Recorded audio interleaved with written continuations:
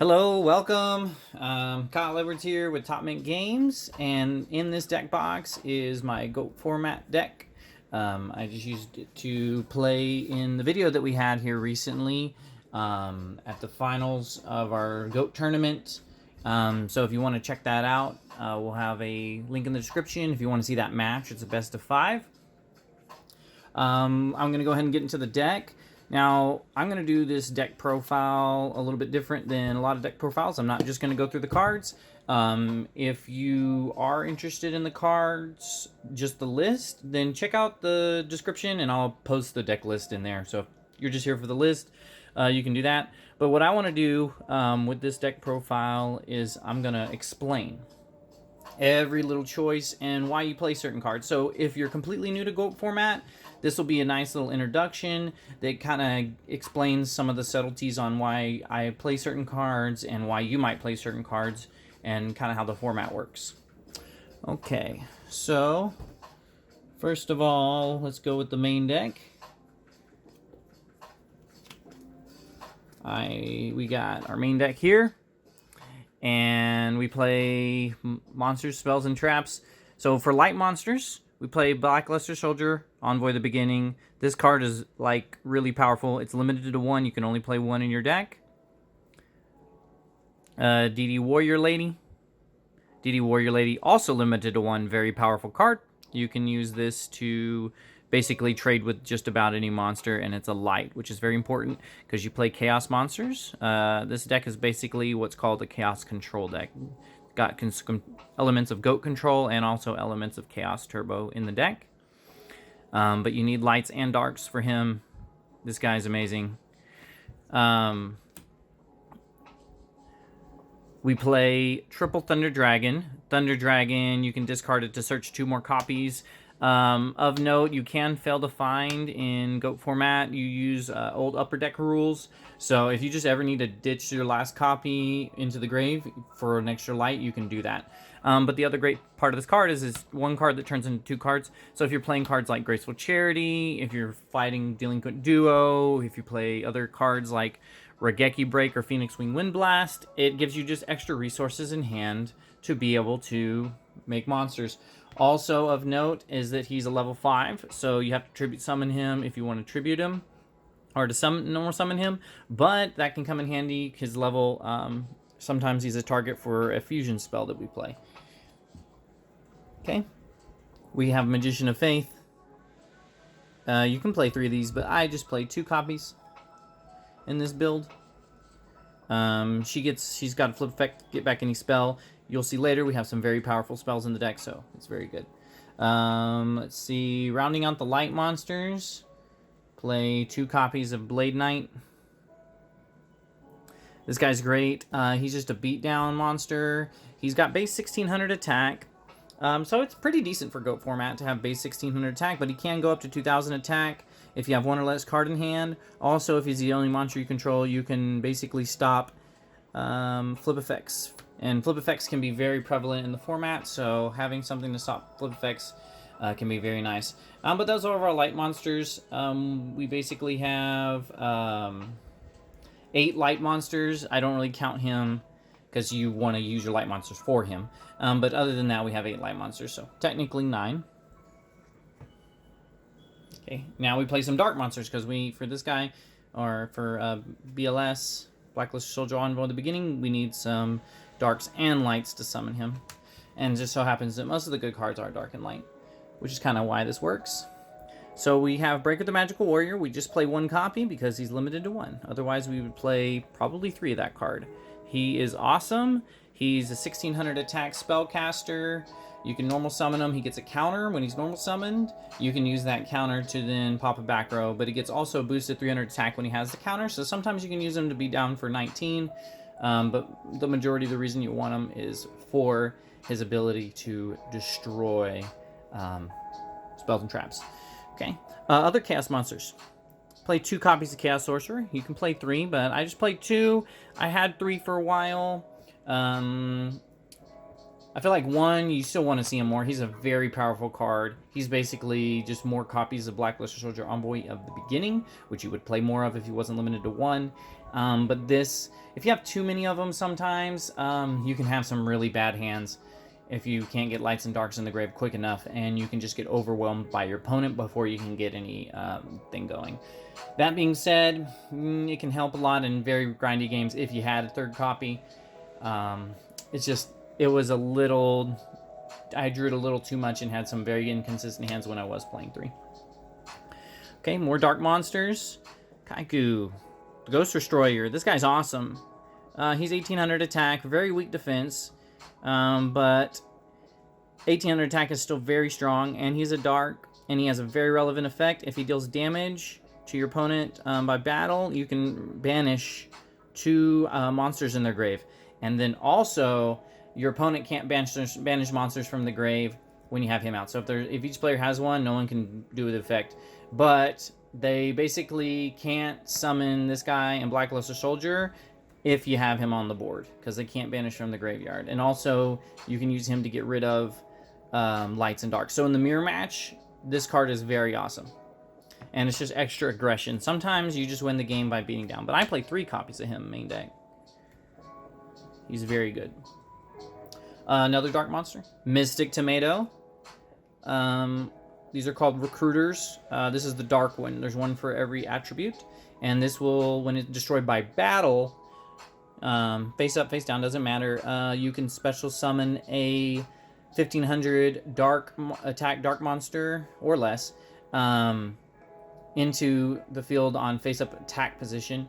So he's just great because if they run over him, you just can go get another copy. You can get some other cards.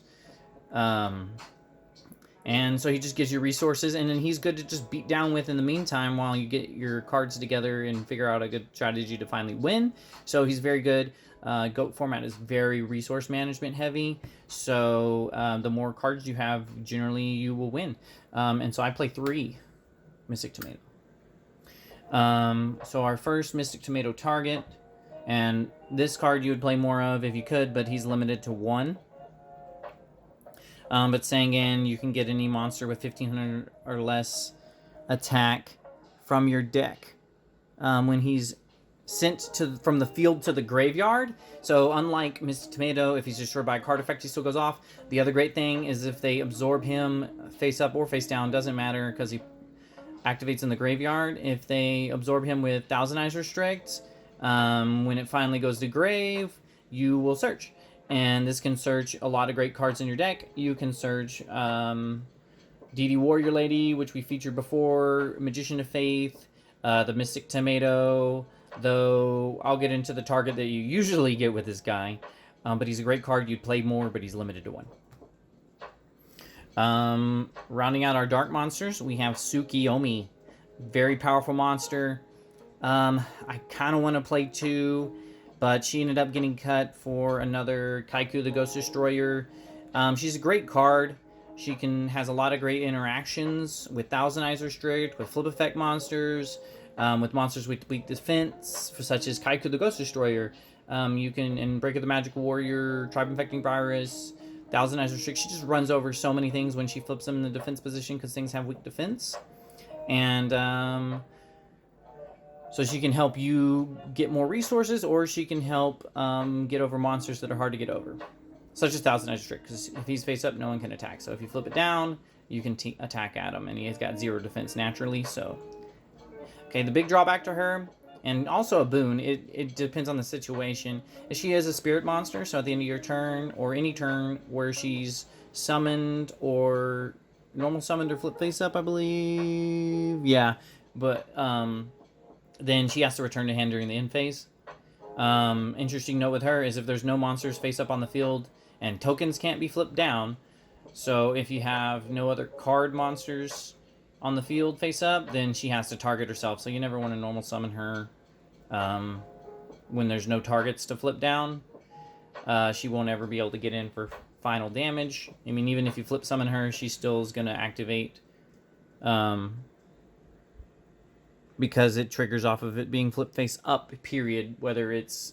So sometimes in battle, so in that situation, you might want to set her in face down defense, and then if they attack her, her effect will trigger, and you can book a moon something So that's a thing.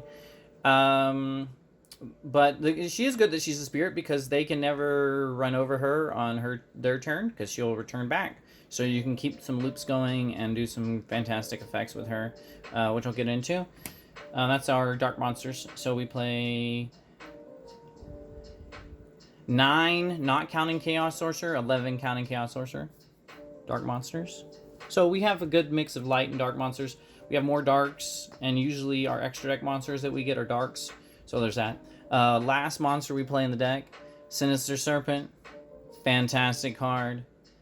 Comes back every standby. So if you discard it from your Graceful Charity, your opponent's Delinquent Duo, your Raigeki Break, if he's just destroyed by battle, like if you want to get a little greedy and set him, because you don't always want to do that because of a card will get mentioned, then, but he can come back. But the main reason you can also use him too, other than discarding him from hand and just having resources over and over and over again, is you can set him and use Metamorphosis to make Thousand Eyes Restrict. So this is a fantastic card. You play 1 because it's limited to 1, and this is usually your number 1 Sangan target. I pretty much always get him with Sangan unless I already have him, but you know, obviously scenarios come up where you don't, but like 90% of the time you're gonna get this guy off of Sangan.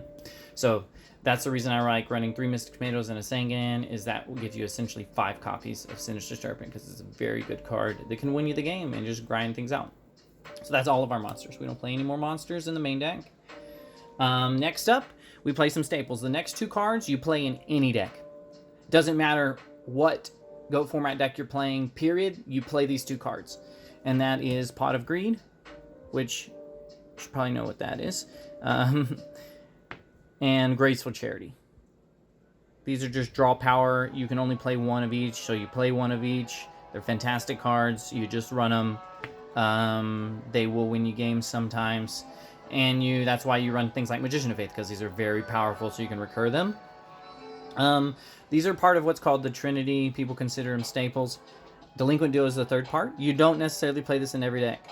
You play this in any beatdown deck. You play this in any kind of mid-range fair deck or a control deck. You play this. It's a fantastic card. It's a 2 for 1. You pay 1,000 life. They discard a random card and then a card of their choice. Now, you might not run this in a combo deck, essentially. So you don't necessarily run this in every single deck ever, but these are what's known as the Trinity of the format. You play them in just about everything. Other cards you play that are very good. Heavy Storm, fantastic card. Destroy all spells and traps, so you can use this sometimes to win the game. You know, it's like the only thing getting in your way from just destroying your opponent. Just is some back row, play Heavy Storm, and you know, you're likely to win that game. So you have to play around this card too. You can't just get too greedy setting back row because this exists in the format. So you need to manage that. But once it's already off, you know, you can do all kinds of things with this card. But it's a very good card. We also play another one of, you can only play 1 of this, Mystical Space Typhoon. Great card in the format. You would play more if you could. But it's limited. It can also help you push for game, but then also can, in the fact that it's a quick play, you can set it, you know, and then if you're like past turn, if your opponent does something to mess with it, you know, it can answer a lot of great cards. It's just a very good card. It's a 1 for 1, but one of the few back removals we have. Alright, rounding out all the broken 1-ofs is Snatch Steal. Steal a monster, they're going to gain life, but you pretty much don't care. You can tribute their monster.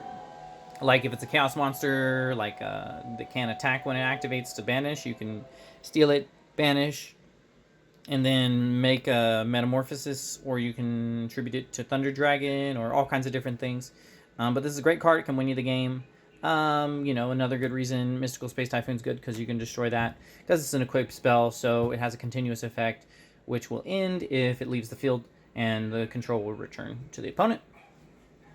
Okay, this card, fantastic card, Nobleman of Crossout. There's a lot of people set a lot in general, so it can just basically banish any set card, destroys and banishes it, with like one exception, like Big Shield Gardener or whatever. But other than that, you can use this card very effectively especially against flip effect monsters. If they're a flip effect heavy deck and you get rid of one, it actually gets all copies from both players' decks.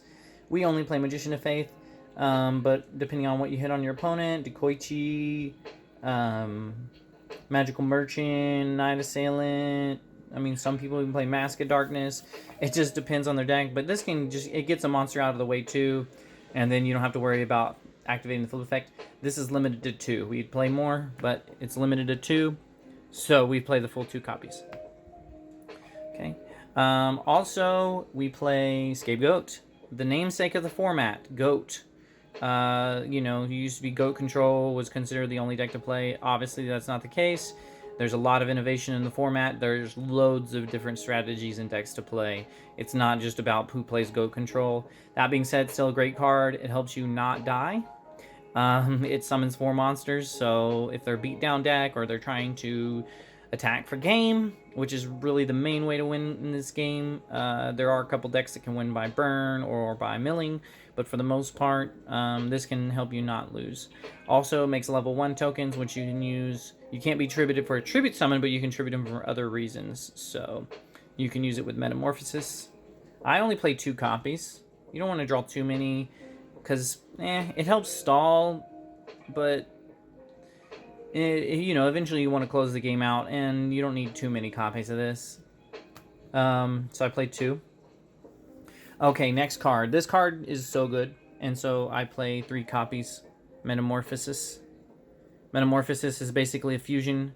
It lets you fusion summon. It's not considered a fusion summon, it's considered a special summon, so there's a couple fusions you can't summon, but for the most part, if they don't have a restriction that says it must be fusion summoned or something like that, which I don't think there's much in Goat format that have that wording, you can summon it.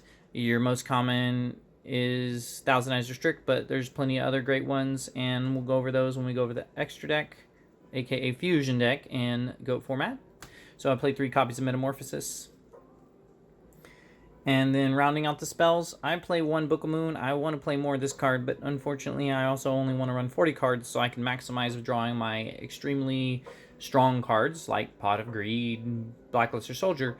So I wish I had more room for this, but this is a great card, and you can cut different cards to make room for this, and you can play 3 copies of Book of Moon, but I just choose to play 1 in this current build. Okay, so that's all of our spell cards. We play a couple trap cards main deck. One of them being, this is limited to 1. You can only play 1. Ring of Destruction. You just have to target a face-up monster, so you can literally destroy just about anything with this, and it doesn't have to. You don't have to wait for them to activate an effect or wait for them to attack or anything. So it's what's called chainable, and that makes it very strong. It also burns, so sometimes you can win the game with it, activating your opponent's draw phase. And just nuke big monster if they're lower in life than you and gonna die from it and you're not. You could randomly cause a draw with this card if you think you're gonna lose and you'd rather draw, then hey, that's not the worst strategy. But you'd play more, but probably, maybe not, I don't know. But either way, well, you'd probably play this over some other cards. But it's limited to 1. It does have to target a face-up monster, so if they chain Book of Moon or something, then they can save their monster and prevent death and or the destruction in general. Great card though. Other card, limited to 1. Fantastic card. Mirror Force basically says no, and is the main reason people are scared of back row and don't want to just willy-nilly try to summon a bunch of monsters and push for game, because if you have Mirror Force, you will just destroy all their things, and that will be a really bad time for them. It's the main reason people will randomly put their stuff in defense before attacking and just attack with a monster too. Another limited card. You can only play 1 Torrential Tribute. Fantastic card. You know, if you don't have much of a board, and especially if you're playing against aggro decks, they often want to put 2 monsters to pressure you because you can just set and stall forever with like Mystic Tomato or something. So if you have running a Mystic Tomato and they want to get over it, they might start summoning more monsters, and then you can use Torrential Tribute to destroy everything when something's summoned. You know, but people can play around this by just not summoning. Last cards in the deck, I play 2 copies of Raigeki Break. You can play 3 copies of this card.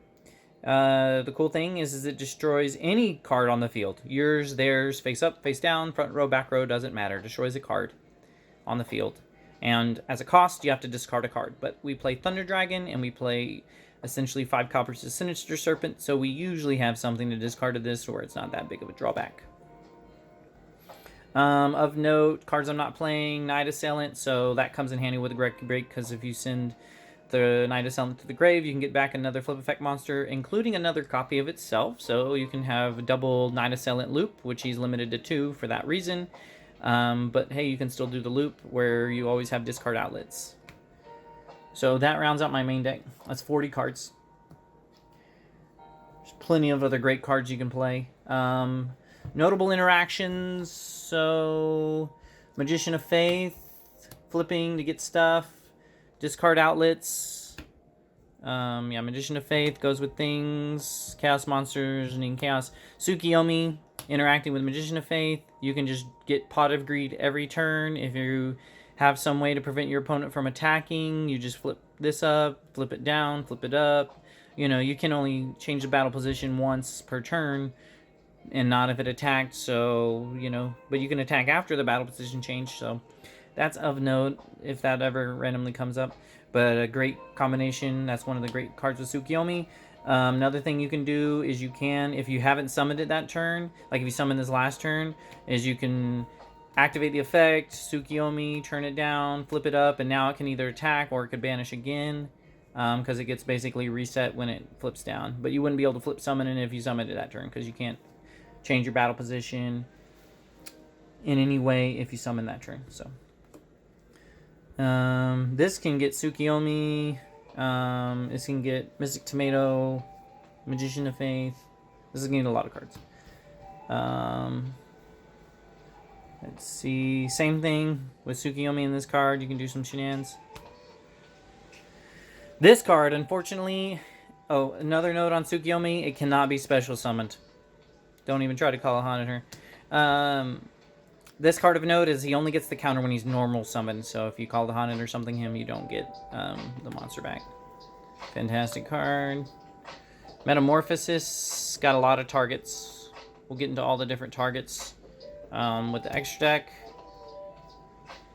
Nobleman can work sometimes in conjunction with the Tsukuyomi, because you can Tsukuyomi and then Nobleman. Sometimes you do that.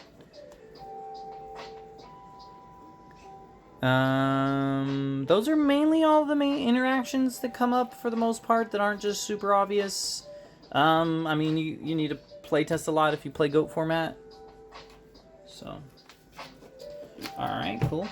Something else you're going to need if you play this deck is GOAT tokens. Some for you, maybe even some for your opponent.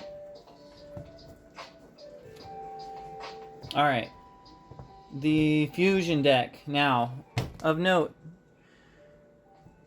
before they introduced synchro monsters, you could play as many fusion monsters in your fusion deck as you wanted to, so there's no limit. I mean, you need to only run 3 copies is all you can play of a single card, but other than that, you can play as many cards as you want, so there's well over 15 in here. So if you're new to GOAT format, that's good to know, you know. This is not cheating. Okay, so your bread and butter. This is the main target you go for with your Metamorphosis, and these are all basically Metamorphosis targets, but there's a couple of exceptions. Sometimes, some people run Cyberstein, and even if you don't run Cyberstein, but if you run Snatch Steal, if you Snatch Steal their Cyberstein, you can also summon monsters using that. But for the most part, Metamorphosis is how you get these. Thousand-Eyes Restrict, fantastic card. Great card. You just need a level 1 to summon him with the Metamorphosis. So a GOAT token, Sinister Serpent, Dark Mimic level 1 if you run that. You know, some other cards here and there. Fantastic card. You can absorb your opponent's monster, and he gains attack equal to that attack. If he would be destroyed by battle somehow, you can just get rid of the equip instead. The main thing this guy's really strong about is while he's face up on the field, no one can change their battle position, and no other monster can attack. He's the only one that can attack. So very strong. So you can't do too many flip shenanigans, because they can't manually flip. Now, you can still flip with Book of Moon and like change battle position via card effects, but you just can't, the monsters themselves can't change their battle position. You can't manually change it or flip summon if he's out.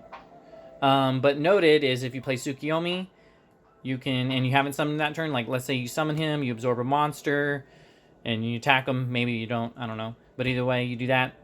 Next turn, you have him, they've summoned another monster for whatever reason, and you have the Tsukuyomi, play Tsukuyomi, flip him down. Face down monsters can't have equips. So Book of Moon can help with this too. So the equipment will go to the graveyard. And then you can, since you haven't summoned it or attacked that turn, you can flip summon it and you can absorb another monster. And the Tsukuyomi is going to go back to your hand. So you can just loop this every turn and just slowly grind them to the dust with resource management. So that's just some good stuff with Thousand Eyes Restrict. And it answers a lot of great cards. If they have a Chaos Monster, this is a great answer. This is a great answer to a lot of things. Alright, some random one-ups we play. Flame Ghost, you literally play him because he's a level 3 dark. There can be random situations where you just need more dark monsters somehow, and you want this. Rarely summon. All the one-ups you rarely summon. Dragoness of the Wicked. She's not dark, but hey, she has the most attack of a level 3 fusion monster. So if there's a random scenario where you want this, you know, since you're unlimited on size, you're like, might as well run these random cards that come up in random situations. So the reason you play her, she's the highest attack, level 3. Fiend Skull Dragon, not the worst effect. He's a level 5, 2000. As long as this card remains face up on the field, negate all flip effect monsters' effects. And then you can also negate trap cards that target this. So if, like, you think they're gonna, you know, so like if you're worried about flip effects, or you're worried about them targeting this with a trap, then boom, you can just literally play this, and they can't do that. He's a level 5 of note, 2000 attack. All right, another 3 of, because this is the other card that you want to usually summon the most. Great card. If you're playing against combo or something.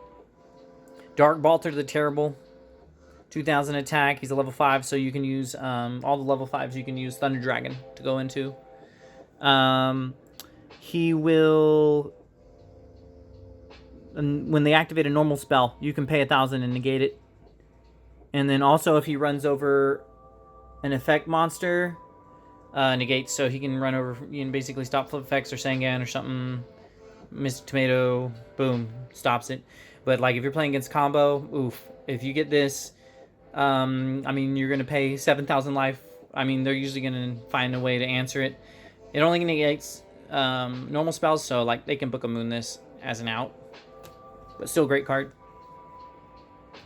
Reaper in the Nightmare, he's basically Nightmare Horse plus Reaper. That's his fusions.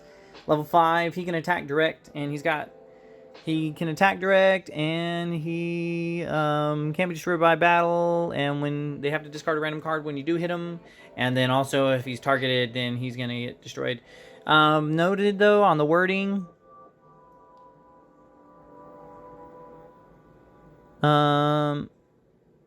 it's a little bit different wording than Spirit Reaper. Spirit Reaper says, like, after it resolves or something, but basically, yeah, if they target this, kill him. Guilty of the D-Knight, you literally play him because he's a level 5 light.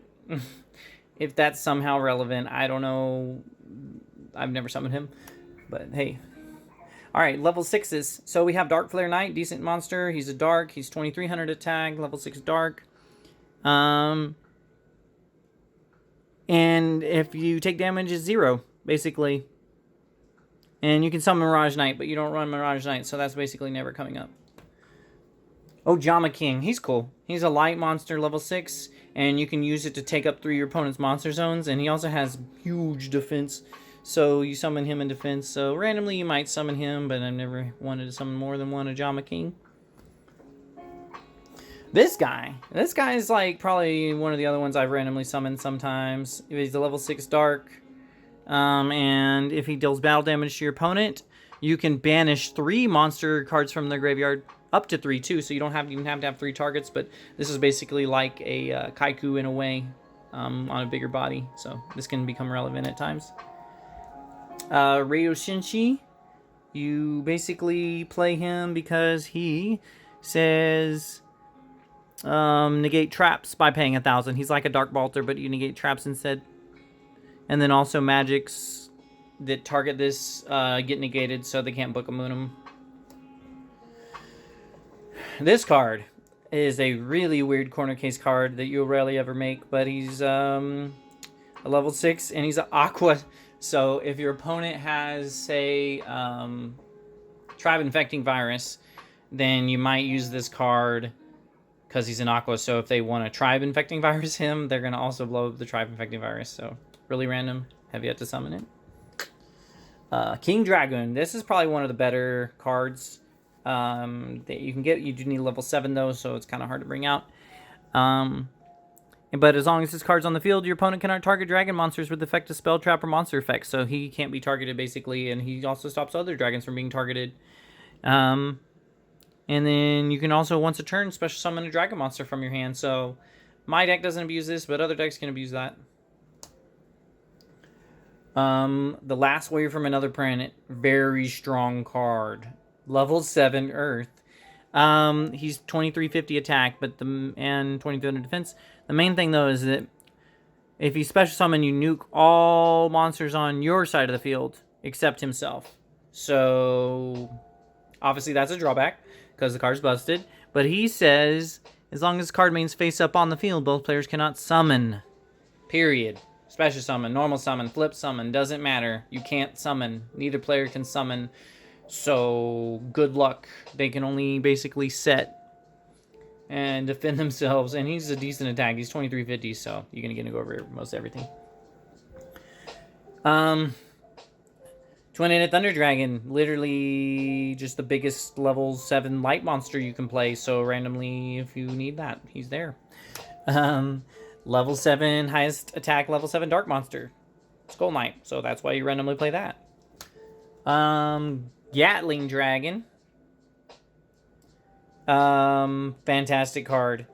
Level 8, so you can use like BLS or whatever into him. But you can toss a coin 3 times and blow up that many monsters on the field. So sometimes it's risky if you don't have too many monsters because he can blow up your own. Because whatever you flip, you have to destroy, and he can blow up himself. But that's cool. And you can only do that once a turn, obviously. Or it could be even more broken. But it can destroy face up, face down, or tokens or whatever. So, and then I guess this is kind of misplaced. This should have been with the level 4, but this is basically, I don't know if this is the only level 4 or this is just the only level 4 you'd ever summon. I mean, he's dark, he's 1500, he's dragon, but he's level 4. So if you need that scenario comes up, you got him. Also, another card you should play that for some reason I don't have and I need to get, but I'm not playing, is Master of Oz. And Master of Oz is a level 9 fusion. So I don't know if there's any level 9s that people actually play. But basically, he's the biggest monster in the format. He's 4,200 attack. So if usually like people that are summoning him are via Cyberstein. And just like Cyberstein, attack for lots. If you don't answer it, you will die. So that's my fusion deck. Forget how many cards I'm playing. So I got 2, 4, 5, 6, 7, 8, 9, 10, 11, 12, 13, 14, 15, 16, 22. Should be at least 23 because of Master of Oz. And I mean, if you want to be technically correct, you should run 3 copies of all these cards. That's just, it's not reasonable. You don't need to ever do that. So cool. Anyway, so also side deck. So we got some side deck cards. My side deck is just like, do you want to fight? Because your main deck is already set up pretty well against Chaos Control and other control decks. There's not a lot you can side really that I'm not already playing main deck. Like I have 3 main deck Kycoos and stuff. So most of my side deck is to combat combo decks and aggro decks. So, and you know, just give you some options. You might swap cards here and there just depending on the matchup and your opponent and everything. But play 3 Solemn Judgment. If you're playing against a combo deck, you want these. This negates anything, basically. Also Prohibition, also for combo decks. If they have a key card, you can just say no. You cannot do that key card. Like, especially against those Royal Magical Library decks. If you name Giant Trunade, they just can't. They can't do anything. They just pretty much lose to that. They need to draw an MST or Heavy Storm to pop that, so then they can go off. So, you know, if you draw a second, then you can start naming stuff like name Heavy Storm with the second copy, name MST with the third or something, I don't know, weird. And you could just completely lock them out. It's just a cool card. But yeah, these are basically for combo decks. You don't bring them in against anything else, really. There's a few different combo decks in the format. And these are good generally against all of them because even, yes, Prohibition, they can pop it, but hey, it basically, there's not a lot of back row removal in the format, and it forces them to find an answer and gives you time to basically win the game. So we got some back row removal / front row removal. Third Raigeki Break, so if you want a third copy of Raigeki Break, and then 2 Dust Tornado. This is cool. It's basically MST, but it's a trap, but then you can also set a back row, so depending on the situation, like if it's their turn and you Dust Tornado, you might set something on their turn, and then you could be able to then activate it on your turn, because it was set during their turn. So, and this card has errata. The original wording basically says you can even activate the quick play spell right away, but it was errata shortly after to not allow that, because I don't know. I guess they just didn't want that being a thing. So that's what that's for. Aggro hate. We got our third copy of Scapegoat, so if they're a heavy aggro deck, then, you know, third Scapegoat's good just to not die and gather your resources. Swords of Revealing Light. Stall for 3 turns, so good against aggro decks. And a Messenger of the Peace. So this card can basically say can attack, and you can always opt out not to pay the maintenance cost and just put it to the grave, and then you can start attacking, and they can start attacking too, but you know, you can just basically stall against an aggro deck while you get your hand set up, and then also not lose to combo or something. Like if they're a attack based combo deck, you can just go, hey, if you don't answer this card, then you can't win. Rounding out the side deck, I play 3 copies of Kinetic Soldier. If they're playing a warrior deck, it's a fantastic card. They basically can't run over this. You can run over BLS with this. He is a 1350 machine, and then when it battles with a warrior monster, you increase the attack and defense of this monster by 2,000 during damage calculation. You know, that's not a once per turn or nothing either. So, like, literally, he goes to 3,350 attack when he battles a warrior. So if you're playing against, like, warrior beatdown, the card's amazing. Which can be an annoying matchup, so that's why I like running that. But that is my GOAT format deck. Side deck, interactions. There's not a lot of more interactions. I don't think I pretty much went over them all. So, please, if you like this video on my GOAT format deck, if you have questions, please comment below. I'll answer your questions to the best of my ability. If you like GOAT format, this sounds interesting to you. What it is essentially 2005 time capsule Yu-Gi-Oh! It's just like it was in 2005 on a specific ban list. But if you go to goatformat.com, they can explain all of the rules, what's legal, decks. They have coverage for events and different things on there. Cool. It's very cool to, if you want to learn more about the format. Shout out to all of these different products. This is the playmat. I love this playmat. It's Imperium Duelist. Sleeves. I use the Ultra Pro Perfect Fits and Dragon Shield. Really like Dragon Shield. They hold up really well. And I play a lot of GOAT, so these sleeves have held up hundreds of games. Ultimate Guard for deck box. Amazing deck box. So if you want to see more of this, then please comment below. Also, if you want to see more content from us in general, go ahead and subscribe and let us know what you think. Thanks.